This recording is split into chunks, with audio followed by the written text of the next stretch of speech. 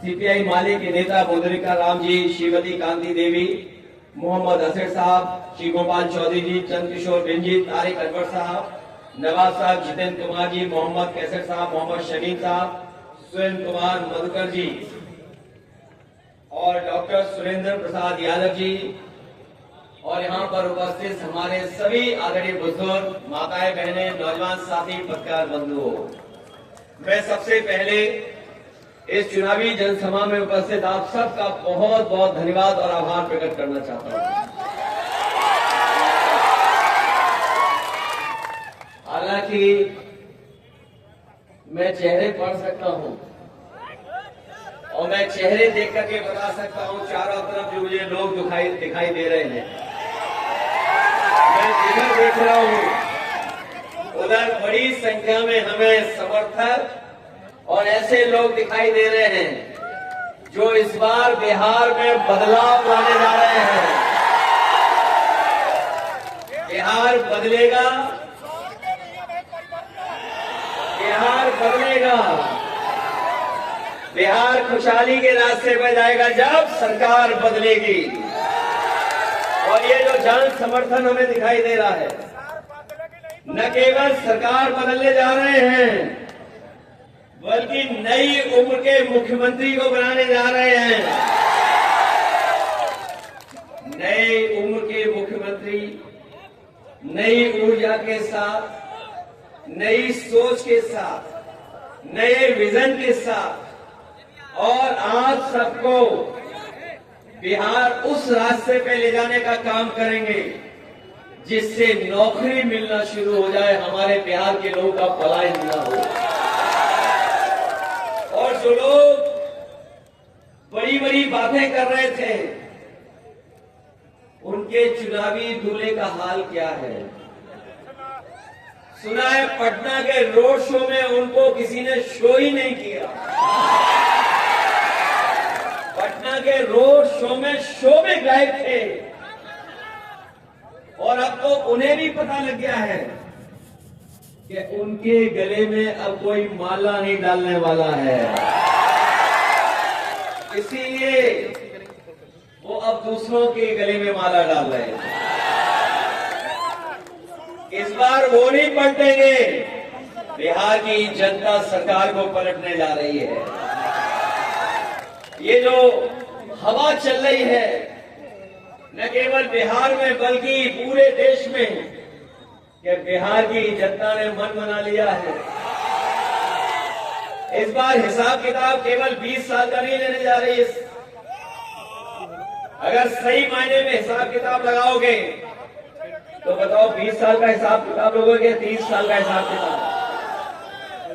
20 साल यहाँ की सरकार का और दिल्ली वालों का हिसाब किताब कौन लेगा? उनकी सरकार कितने साल से चल रही है? 11 साल हो गए लगभग, 20 साल यहाँ पर। और जब तेजस्वी जी नौकरी देने लगे थे, जब बिहार से लेकर के पूरे देश में ये संदेश जाने लगा कि बिहार में तेजस्वी नौकरी दे रहे हैं, रोजगार के अवसर निकल रहे हैं, बिहार में विकास के ओर ले जा रहे हैं, तो यही बीजेपी वालों ने साजिश षड्यंत्र करके सरकार हटा दी। और सरकार इसलिए हटाई, वो जानते हैं कि अगर सरकार यहां पर नौकरी दे देती तो पूरे देश के नौजवान भी भारतीय जनता पार्टी से नौकरी मांगते, रोजगार मांगते। और ये बीजेपी वाले नौकरी इसलिए नहीं दे रहे हैं क्योंकि इनके एजेंडे में कभी नौकरी ही नहीं थी। बीजेपी के एजेंडे में नौकरी नहीं थी और ये अब हम लोगों से हिसाब किताब मांग रहे हैं कि नौकरी कहां से देंगे। जब ये हिसाब किताब मांगे तो हमें भी हिसाब किताब याद आ गया। याद होगा आपके खाते में कितने लाख रुपए आने थे और अभी तो उधार के आए हैं 10,000, बाकी कितने हैं? और ये 10,000 किसी के अकाउंट में भी नहीं आए, केवल घोषणा कर दी कागज पर, कह रहे कि 10,000 देंगे। वो 10,000 कौन से हैं? उधार वाले हैं 10,000। जब ये सवाल उठा कि उधार के 10,000 हैं तो खाना पूर्ति करने लगे, नहीं नहीं ये उधार के नहीं है, ये पक्का होंगे। इसलिए मैं आप सबसे निवेदन करने, अपील करने आया हूं कि तेजस्वी जी ने तय किया है कि हर परिवार के एक सदस्य को नौकरी दिलाने का काम वो करेंगे और रोजगार से जोड़ने का काम करेंगे। और इसमें हम आपको भरोसा दिलाने ये भी आए हैं कि हमने अपने अनुभव का भी उन्हें मदद करेंगे, अपने अनुभव का भी लाभ देंगे। जब ये सड़क में देख रहा था आपके सामने से निकल लेती जा रही है, ये भी चौड़ी सड़क है। हम लोगों ने उत्तर प्रदेश में एक सड़क बनाई थी और देश की वो पहली सड़क ऐसी बनाई थी जो 21 महीने में बना करके तैयार की थी। ये तो न जाने कितने सालों में बनी, अच्छी बातें बन गई, लेकिन उत्तर प्रदेश में जो हम लोगों ने एक्सप्रेस वे बनाया था वो 21 महीने में बनाया और उसी तरह का आगे गाजीपुर तक के लिए जोड़ने का काम किया। और आपको याद होगा कि उसी हाईवे पर प्रधानमंत्री अपने हवाई जहाज से उतरने का काम किया था, जिससे हवाई जहाज से जिस सड़क पर उतरे थे वो सड़क अगर किसी ने बनाई थी तो समाजवादियों ने बनाने का काम किया।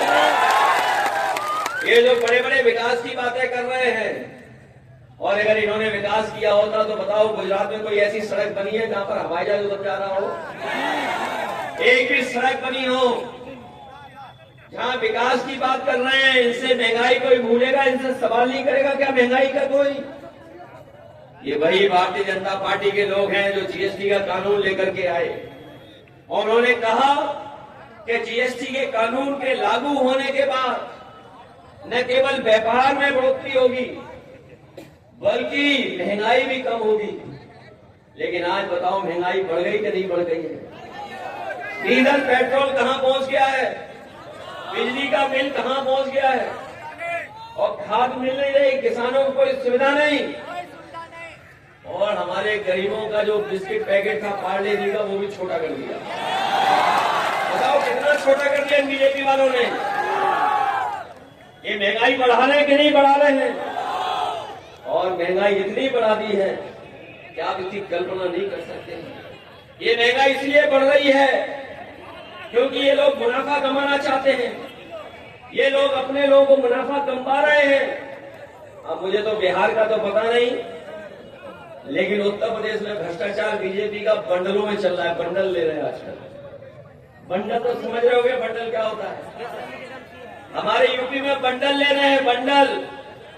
हो सकता है यहां भी भ्रष्टाचार चल रहा हो, यहां भी भ्रष्टाचार चल रहा हो, इसलिए न बंडल बचेगा न बंडलबाज बचेंगे इस बार।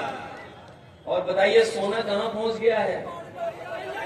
कहां सोना पहुंच गया? बताओ कोई गरीब अपनी बेटी की शादी करा सकता है क्या? और अगर शादी कराएगा तो क्या कोई छोटी सी चीज दे सकता है? ये बताएं भारतीय जनता पार्टी के लोग कि आज गरीबों के परिवार में कोई शादी करने जाए तो एक छोटी सी चीज भी नहीं खरीद सकता है। उसका जिम्मेदार कौन है? अगर उसका कोई जिम्मेदार है तो वो भारतीय जनता पार्टी के लोग जिम्मेदार हैं। न केवल ये महंगाई के लिए जिम्मेदार हैं बल्कि दुनिया में भी भारत को नीचे कर रहे हैं। एक समय था तो कहते थे कि हमारा रुपया नीचे जा रहा है, डॉलर ऊपर जा रहा है। बताओ आज डॉलर कहां पहुंच गया है? और इनके डॉलर मित्र इन्हें समय समय पर धमका रहे हैं, टैरिफ लगा रहे हैं। न केवल टैरिफ लगा रहे हैं बल्कि समय समय पर हमारे प्रधानमंत्री जी को न जाने क्या क्या कह करके बुला रहे हैं। बताओ हमारे देश का अपमान कर रहे हैं कि नहीं कर रहे हैं? और वो लोग ऐसा दबाव बना रहे हैं कि अपनी चीजों को भारत के बाजार में भेज देंगे। सुनने में तो आ रहा है कि वो अंदर ही अंदर उन्होंने समझौता कर लिया है। आप देख लेना बिहार के चुनाव के बाद बड़े पैमाने पे चीजें अमेरिका से आने लगेंगी, दबाव बना करके इन्होंने स्वीकार कर लिया है। सोचिए अगर बाहर की चीजें यहाँ आएंगी, बाहर के लोग हमारे बाजार को कब्जा करेंगे तो हमारे कारोबारियों का क्या होगा, हमारे किसानों का क्या होगा, हमारे गरीबों का क्या होगा? ये स्थिति पैदा कर दी है। न केवल राजनीतिक संकट पैदा किया बीजेपी ने बल्कि देश के ऊपर आर्थिक संकट भी पैदा करने का काम किया है।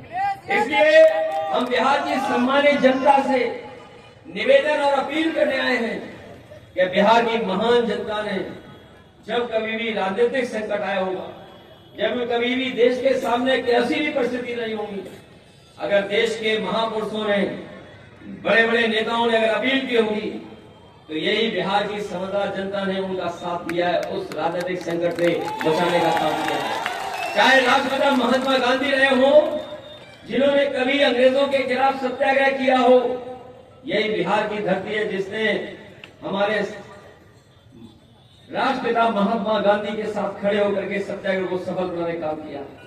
यही बिहार की धरती है जहां भगवान बुद्ध, भगवान महावीर, जिन्होंने संदेश दिया और दुनिया तक संदेश पहुंचने का काम हुआ है।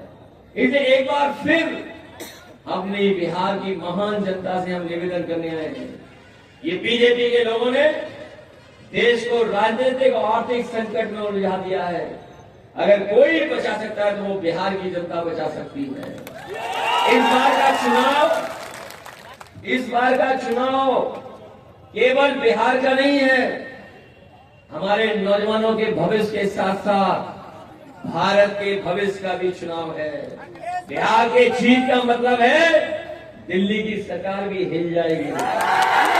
बताओ, हिल जाएगी कि नहीं हिल जाएगी? और जिन लोगों को राजनीति सही तरीके से पता होगा वो जानते होंगे, हम लोग तो किसी को प्रधानमंत्री बनाना चाहते थे, लेकिन सोचिए इस्तेमाल पार्टी क्या कर रही है, किसी को इस्तेमाल करके बर्बाद कर देगी। उनका नारा ये है कि पहले इस्तेमाल करो फिर बर्बाद करो। कहां हम लोग प्रधानमंत्री का सपना दिखा रहे थे, वो हो सकता है उसी पद से रिटायर हो जाए, उन्हें दोबारा मौका नहीं मिलने जा रहा। ये बात तो जानते होंगे आप लोग। इसलिए सावधान हो, इस चुनाव में कहीं सावधान हो। नए बिहार को बनाने के लिए आप लोग मिलकर के मदद करना, आप लोग तेजस्वी की मदद करना। नए बिहार का मतलब नौकरी होगी, बिहार में नौकरी की बहार होगी। इस बार नौकरी मिलने के बाद, रोजगार मिलने का पलायन नहीं होगा, बीजेपी का पलायन होने जा रहा है। अब की बार बीजेपी बिहार से बाहर होने जा रही है। बताओ, बाहर करोगे कि नहीं करोगे? और हम लोगों ने बहुत मेहनत कर करके इनका मुकाबला कर करके अवध में हराने का काम किया। अवध में हारे हैं, बताओ मगध में हराओगे आप लोग? और अवध में हरा करके हम लोगों ने इनकी सांप्रदायिक राजनीति को हमेशा हमेशा के लिए खत्म किया है। कोई मामूली काम नहीं हुआ कि समाजवादियों ने और आम जनता ने मिलकर के, गरीबों ने, जिन्हें हजारों साल से शोषित रखा, पीड़ित रखा, वंचित रखा, उनके कभी सम्मान की बात नहीं की। वो लोग जब समाजवादियों के साथ आए और समाजवादियों उनका साथ दिया, तो भारतीय जनता पार्टी अवध में हार गई। और ऐसी हार हारी है कि अभी तक वो हार भूल नहीं पाए हैं। इसलिए अवध में हम लोगों ने हराया है।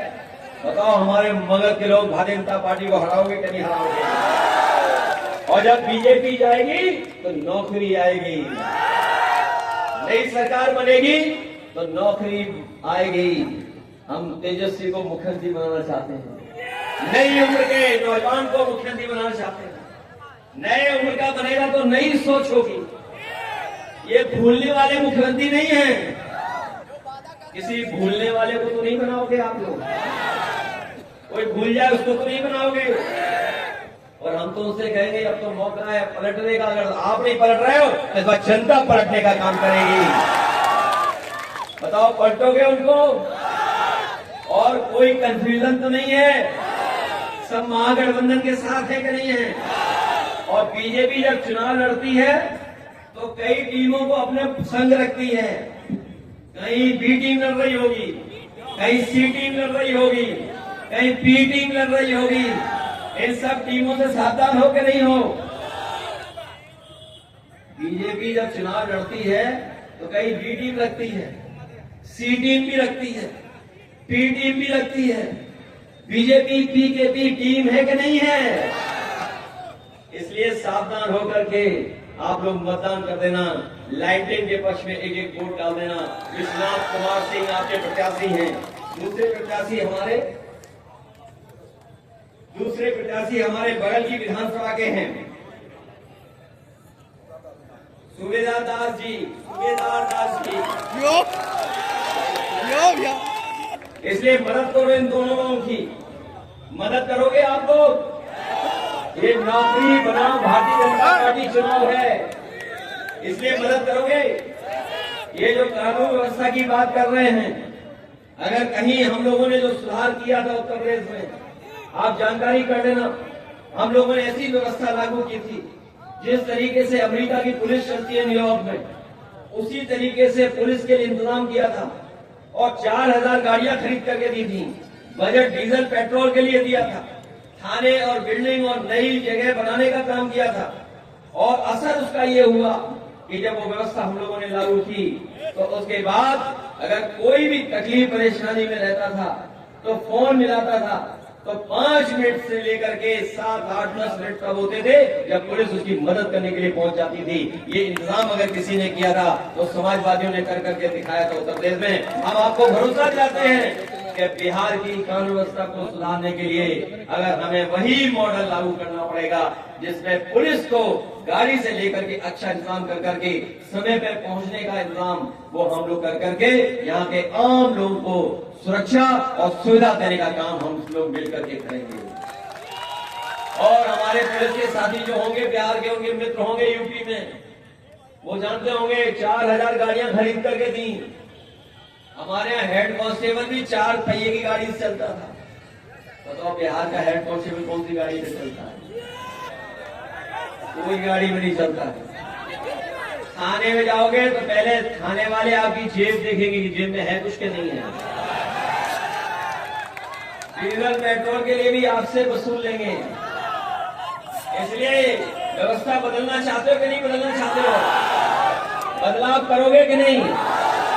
बदलाव करोगे तो नई सरकार बनेगी, नौजवान मुख्यमंत्री बनेगा और ऐसा नौजवान मुख्यमंत्री बने जा रहा जिसकी हम लोग भी अपने अनुभव से मदद करेंगे और विकास के रास्ते पे बिहार को ले जाकर के आम लोगों के सम्मान दिलाने का काम करेंगे। और हमें पूरा भरोसा है कि इस बिहार के चुनाव में सौहार्द की जीत होगी, भाईचारे की जीत होगी, यहाँ पर जो हमारी एकता इसकी जीत होगी। बिहार के लोगों ने पहले भी रथ रोका था किसी का, इस बार भी भारतीय जनता पार्टी का रथ रोकने का काम करेंगे। बहुत बहुत धन्यवाद, बहुत बहुत आभार प्रकट करता हूँ मैं आपका।